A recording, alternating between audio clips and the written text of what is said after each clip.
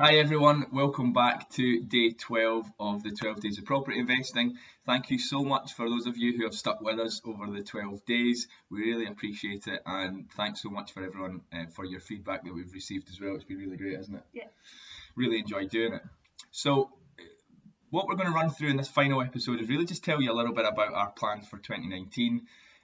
Jill's going to take you through what our goals are for the year, and they are hugely important. I think you see social media full of it at the moment, everyone with their New Year's resolutions and goals for 2019, and we're no different. So we've got some really big goals that we want to go and achieve, and we're going to let you know a little bit about what they are. We're then going to cover off, well, how are we going to go about them? How is our approach going to change from what we've been doing previously within the business?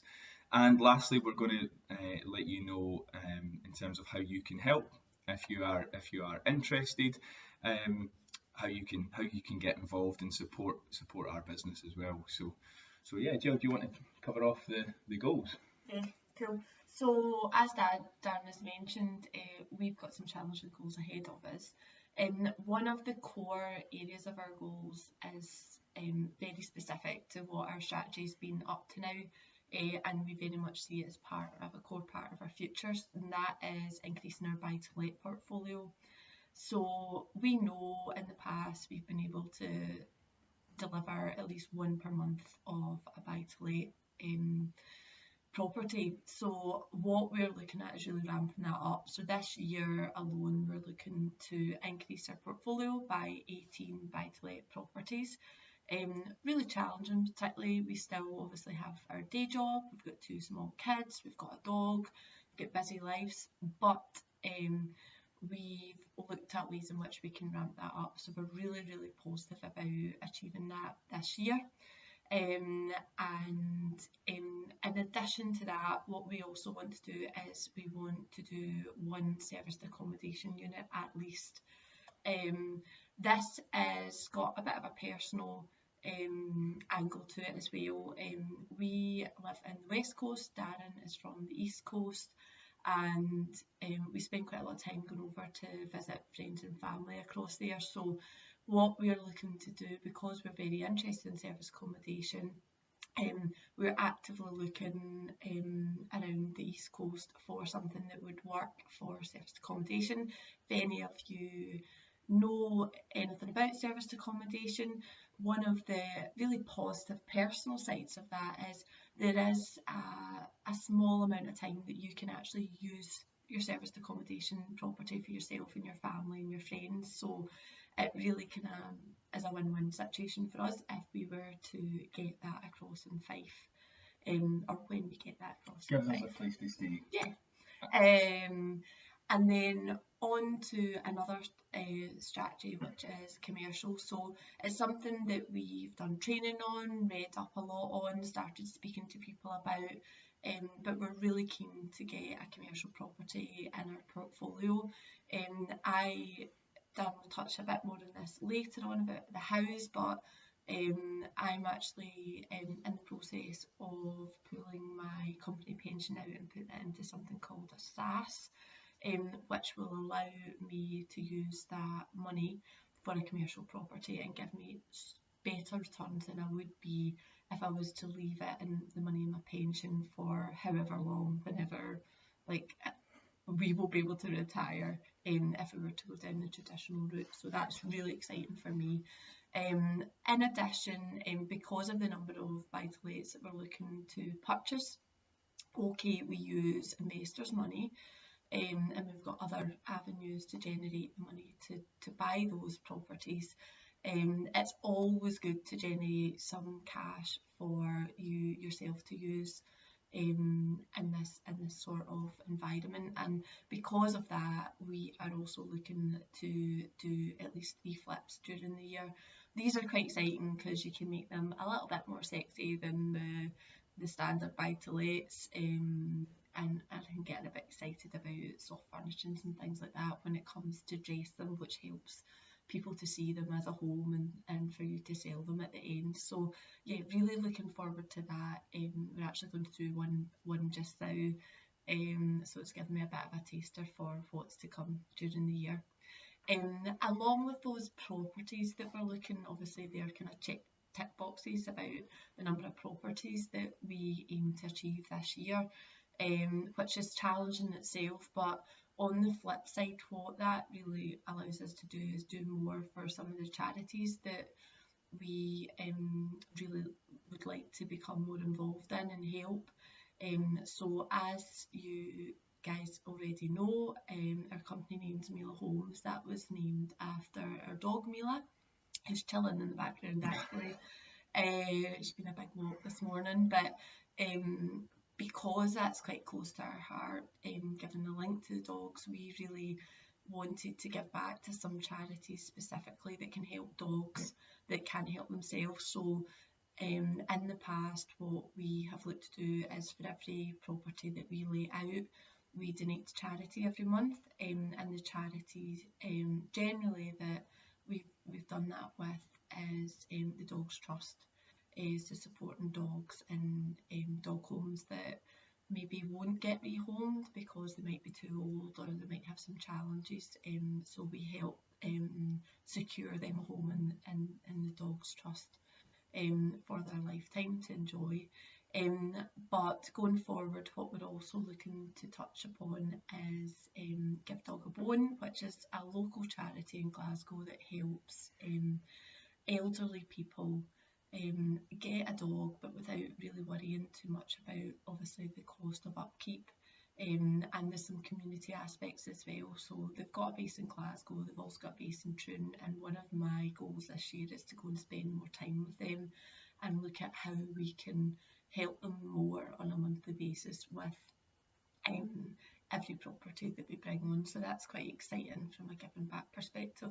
Yeah, and it's not just about money and donating it like a direct debit every month. I think this year the difference, we want to actually invest a bit of our time and get involved and see the kind of fruits of our labour. It's really important for us to bring back, or to give back. So we know we're hugely privileged to have the life that we have, and we know Mila's very privileged as a pampered pooch, so we want to do what we can to give back to those dogs kind of less fortunate as well.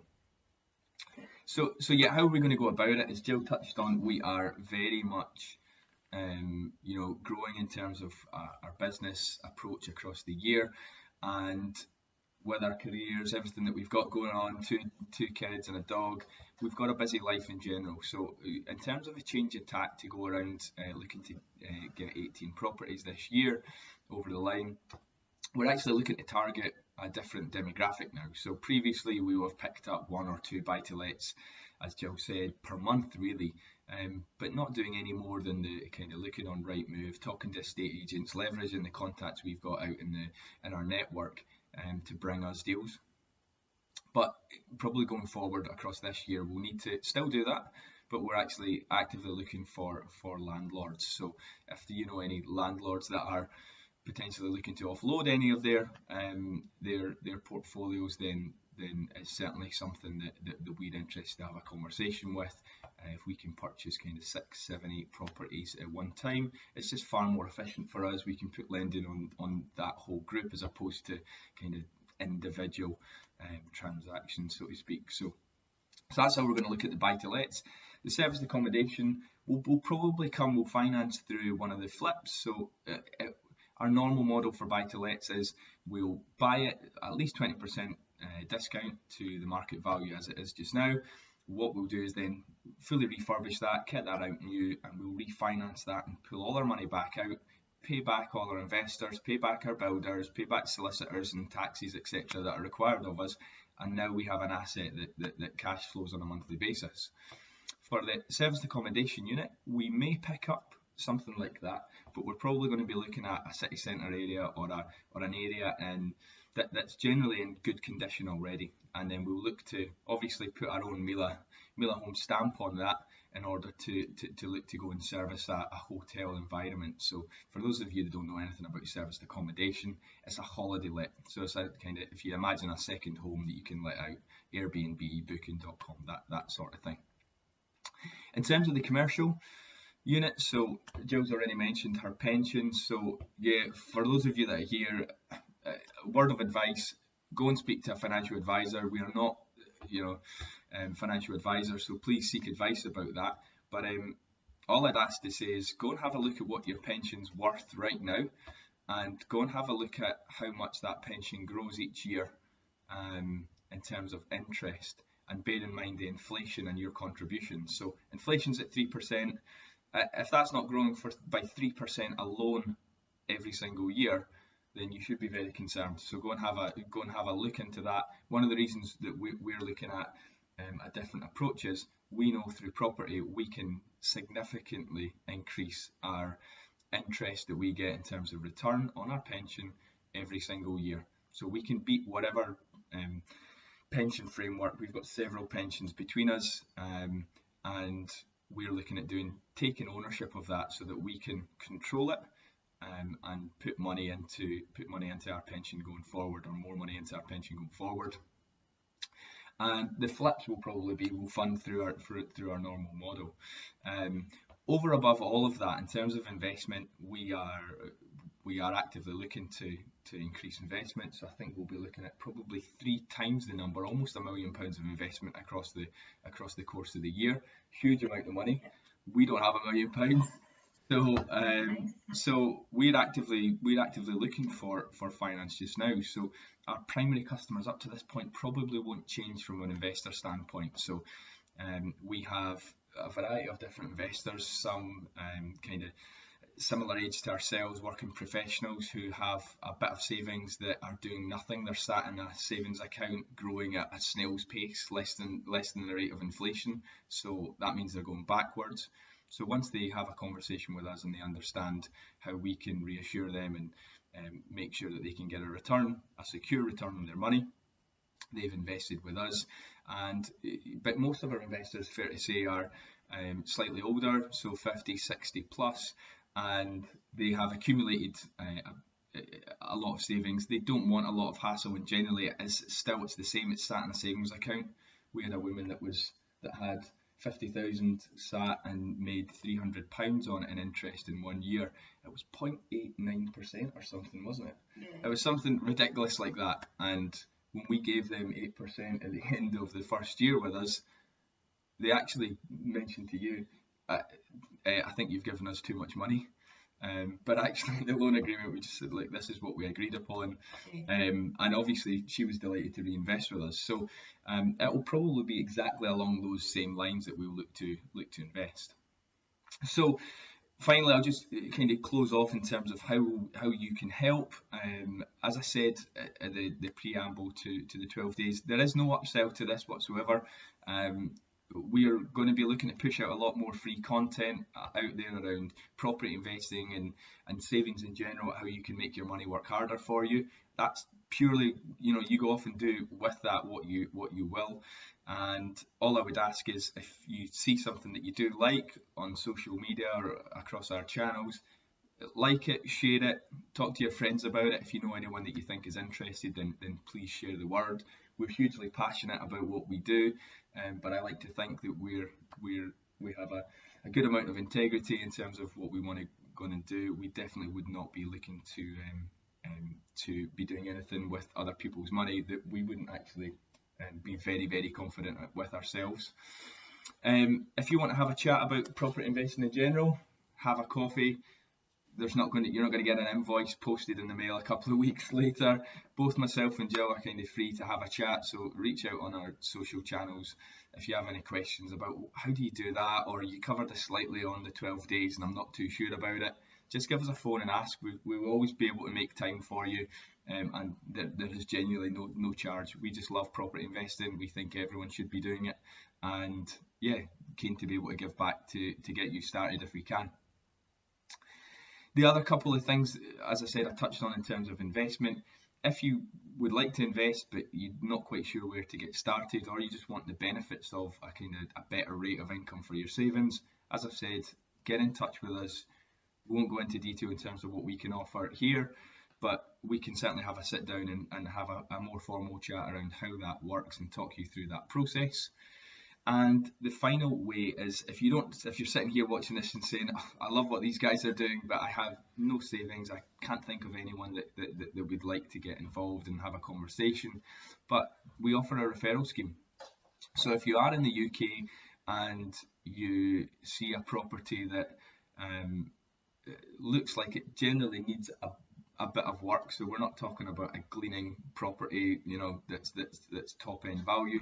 Generally, it's a property that needs some work. If you see anything like that and you refer that to us, and it's not on the market, so it's not marketed through Rightmove or Zoopla or any of these online agents, then if we go through and purchase it, we'll give at least £250 back to you, just because I've just seen Mila sneak in the frame there. She's obviously just looking to get on camera. So we will give at least that to you. So £250 to you just for putting us in touch with whoever it is that's selling the property. So yeah, you don't need to have any money as such in terms of savings to get involved and support what we're doing. Our referrals kind of come from all over the place. So yeah, that's kind of ways that you can help us. So anything else to add? No. No. Thank you for listening. Yeah, thank you so much for listening again. I hope you found it useful. We've went over, this is definitely the longest one. We tried to keep these to 10 minutes, but you can see how these things kind of go. So thank you again. I hope you've all had a lovely Christmas and New Year, and I wish you all the best for 2019. Thank you. Bye for now.